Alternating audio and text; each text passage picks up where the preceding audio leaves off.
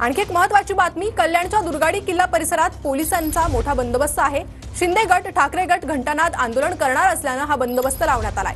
ठाकरे गट आणि शिंदे गटाचे कार्यकर्ते सध्या टिळक चौकात आमने सामने आले, तर पोलिसांनी किल्ल्याकडे जाणाऱ्या दोन्ही मार्गावर बॅरिकेड लावलेले आहेत।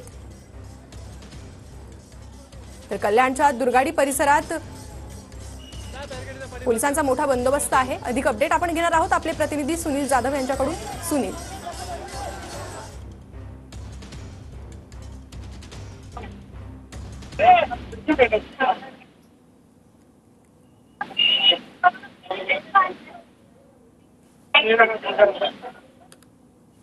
सुनील, माझा आवाज आपल्यापर्यंत पोहोचतोय? अगदी बरोबर आहे। आपण पाहू शकता मी सध्या उभा आहे लाल चौकी परिसरामध्ये। या ठिकाणी आपण पाहू शकतो की दोन्ही गट जे आहेत ते आमने सामने दिसत आहे। मोठ्या प्रमाणात या ठिकाणी पोलीस बंदोबस्त आहे।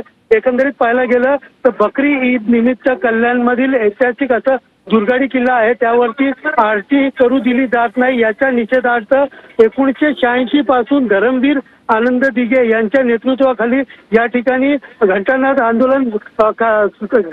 आंदोलनाची सुरुवात झालेली आणि हीच परंपरा दरवर्षी चालते।